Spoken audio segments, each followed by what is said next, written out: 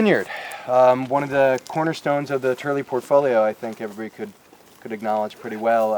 For Turley wine cellars, we pull both Zinfandel and Petit Syrah from the Hain vineyard, and as you see, once we enter the vineyard, there's both young and old vines in this vineyard. The vineyard originally went in 1903, 1904. There are multiple blocks in here, but this block specific to Turley wine cellars is the Zinfandel right here. The old vines and the young vines are farmed and harvested, fermented, and cellared independent of each other. The young vines go into juvenile. The old vines go into Hain Zinfandel. Is there a legal definition between old vines and young? I mean, when can you legally say something is old vines? I don't think there is. It's a marketing term. People have tried to delineate, but it's a very difficult thing to do. 25, 30 is kind of... Well, at Turley, the expression of the younger vine is a little bit more vibrant all the way around. The colors of the fruit are more towards red and vaguely pink.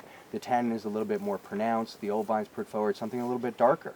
And this all sort of makes sense when you think about it, right? So the tannins are a little bit bigger, a little more resolved. The fruit is darker and there's a little bit more spice. But I've definitely tasted some amazing wines from very young vines. Syrah would be a great example, where these sort of fresher, more vibrant flavors are quite appealing in a wine. It doesn't always have to be overly complex and overly contemplative. The idea of being able to pull the cork and enjoy the bottle and have it be fresh and tasty is quite appealing to me, actually. That being said, however, I do enjoy sitting down with a bottle that is complex, that does have depth and sort of a sublime character to it, that forces me to reach into the glass and be more contemplative.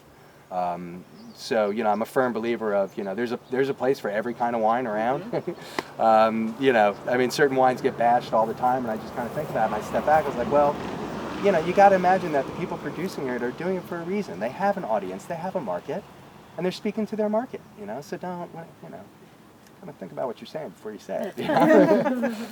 Not that I always do that, but at any rate, so what you'll see in here, as we walk through, it's pretty interesting because the Hain vineyard does have aftermarket irrigation up. You can see the black wires running down along the bottom, but they only have emitters where the baby vines are. And that's part of our deal. We farm this whole thing organically.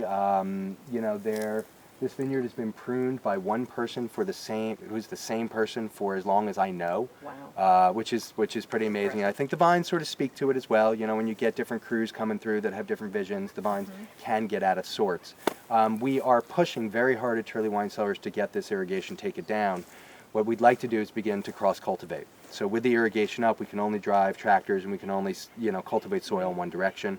Cross-cultivation really is ideal.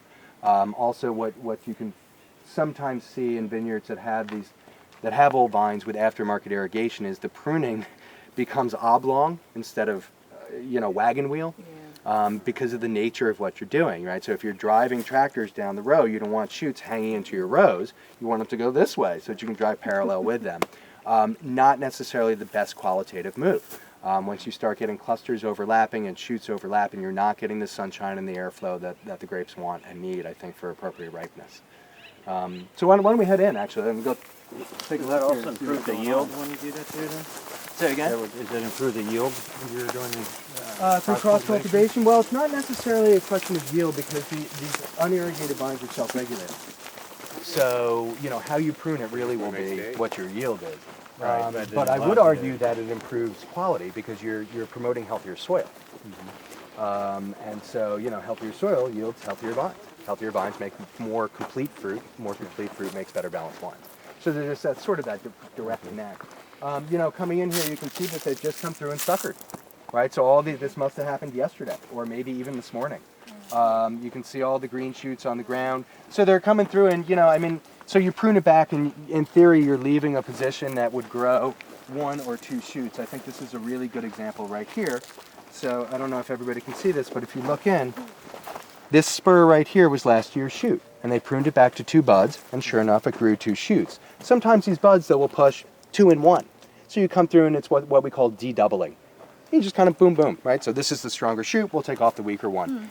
Anything that's growing around the trunk, you're going to want to come through and sucker that as well.